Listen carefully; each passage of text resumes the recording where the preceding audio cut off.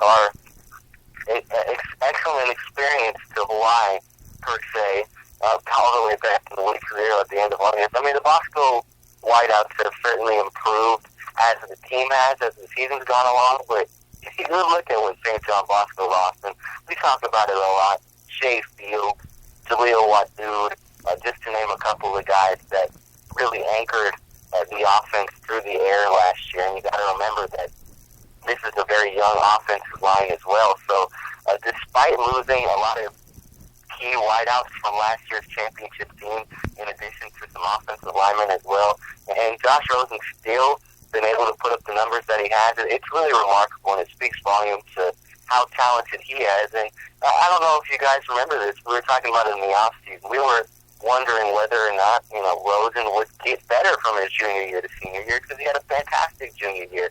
Turns out he got a lot better with a, I don't know how else to put it, but a worse wideout, with worse wideouts. I mean, Josh Rosen, you can't say enough about him. And certainly Sean McGrew helps. Having a guy like Sean McGrew and Clifford Sims in the backfield, when the run's working, it obviously opens up the pass. I think that's what they say.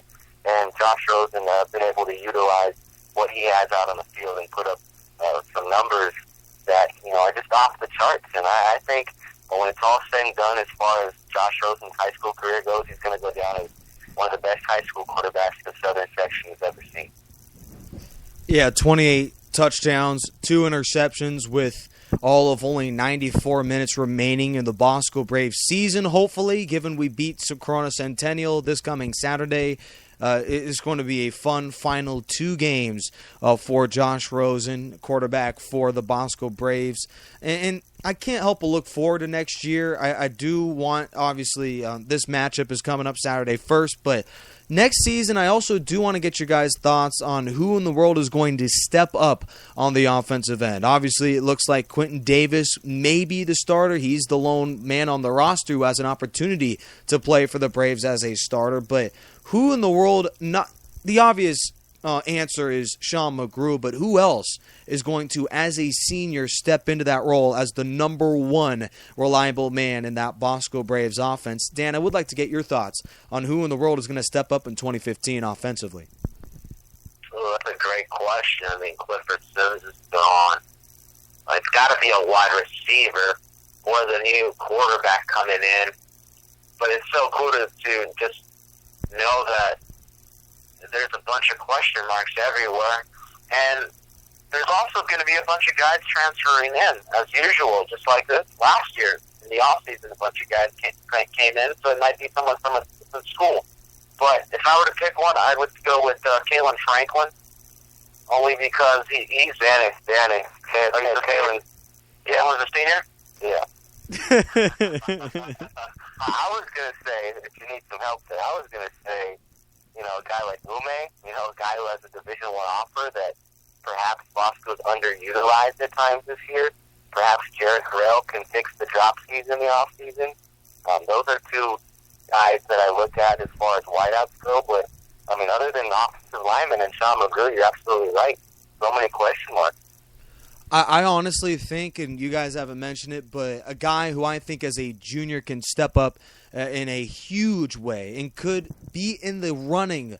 I don't think he's going to become this, but a man who could be well on his way to a potential top wide receiving target for either Davis or what have you, a quarterback, is Devin Fleming. I think this is a man that is small but quick enough, like a Joey Chenoweth this season, that can make those type of plays.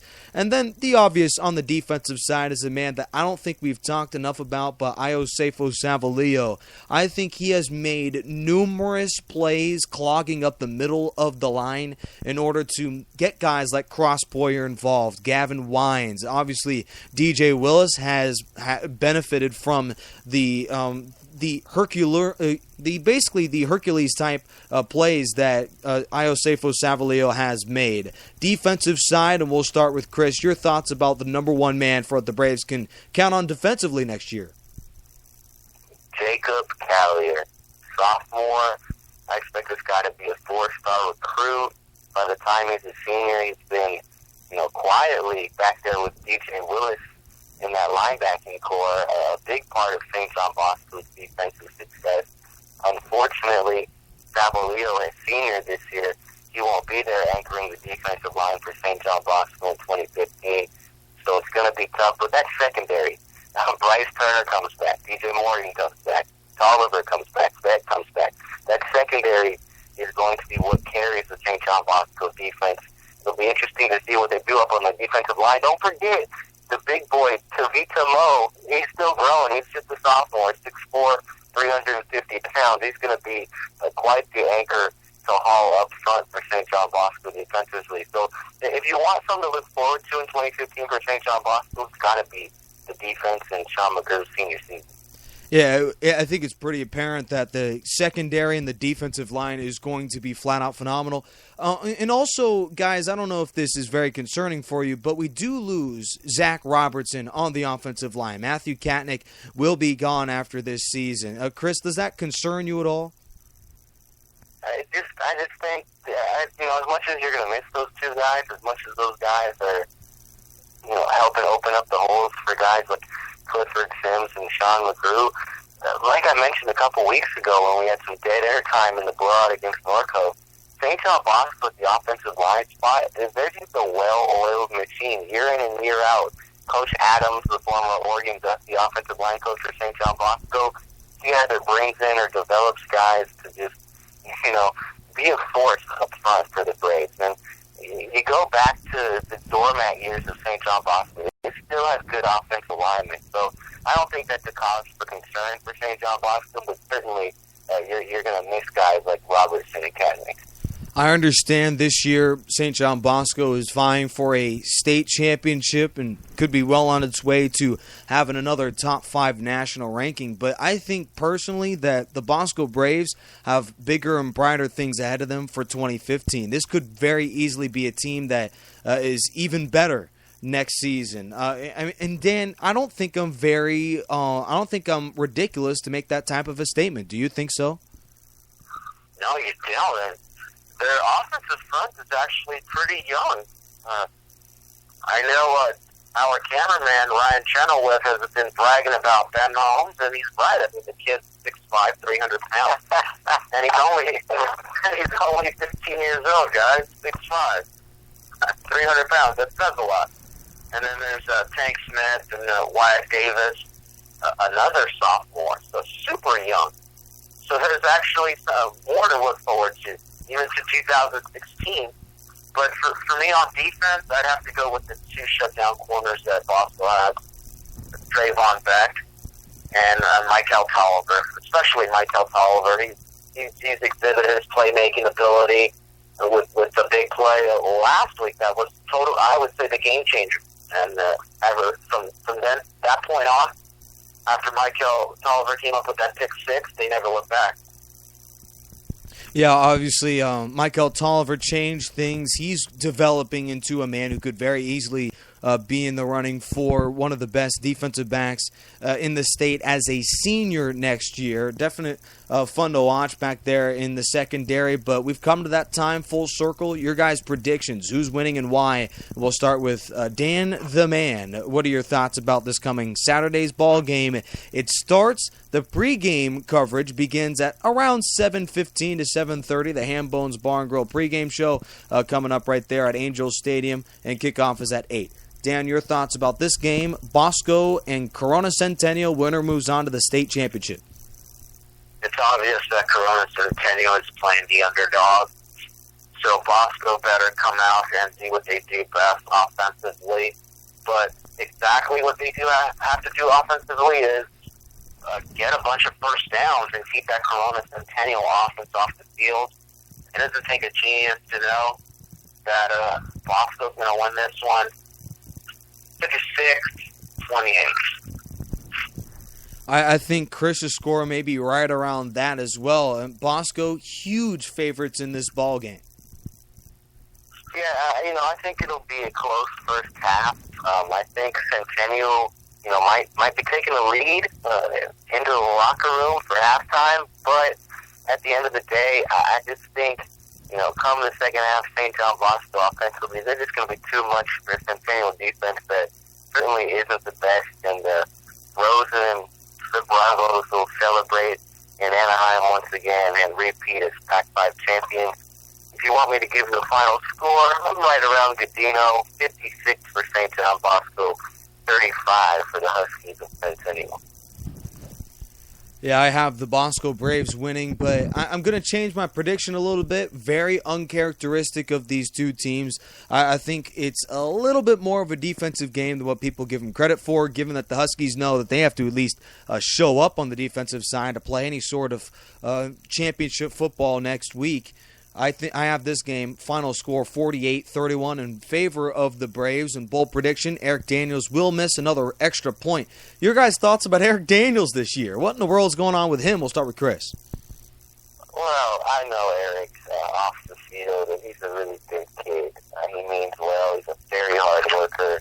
He's one of those kickers that, they'll be kicking until the sun goes down after practice. But, for all who are watching, they all hope that the sun goes down so they don't have to see how he kicks the football.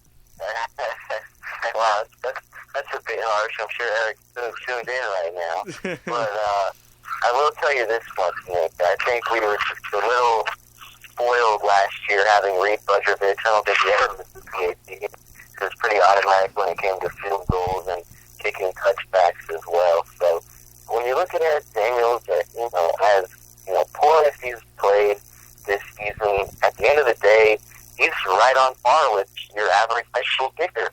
And, at the high school level, you're not going to get the most experience than the best kickers out there. And Eric's going to be a senior next year. I'm sure he'll improve at those PATs. He better if he wants to keep his job. But, it hasn't hurt St. John Bosco yet. And you just hope for the young man's sake and for the Braves' sake that it doesn't hurt him in either of these next two games.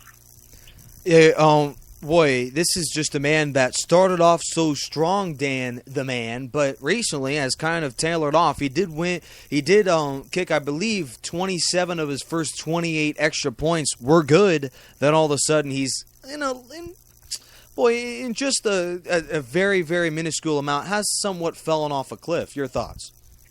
He has, but let's not forget kickers are people too, guys, and we shouldn't be so hard on a high school kicker because, let's be honest, Bosco doesn't really need that extra point. They're going to win it by 3 to 4 scores, and sure, Eric Daniels is going to miss an extra point or two, but that's okay. It's not going to affect the outcome. But in a game against LFL, maybe. It just might. Against Corona Centennial, that's fine. Yeah, that's a game that, of course, we'll be looking at more on the discussion. And I know this definitely hurts all of the JUCO fans that are listening, but we'll keep the junior college football preview to a minimum. We'd like to first get your guys' thoughts of the NCAA college rankings. Alabama 1, Oregon 2. TCU out of nowhere crawls into the number 3 spot, and obviously Florida State falls to 4.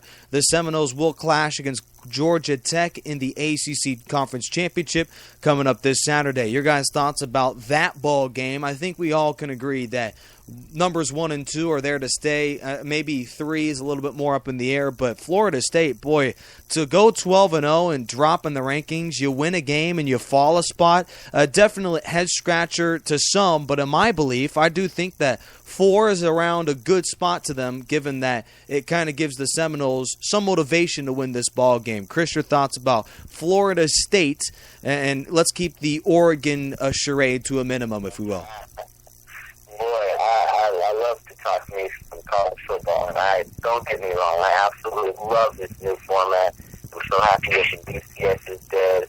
I'm so happy that we have a 14 playoff, and I'm more than just excited to get all this postseason football as far as the collegiate level goes underway. But I think you got to look at it from a standpoint where, as much as I love the way the committee works and picking these top 4 teams and picking the top 25 rankings, I think when you look at Florida State, you kind of have to step away from the whole human factor.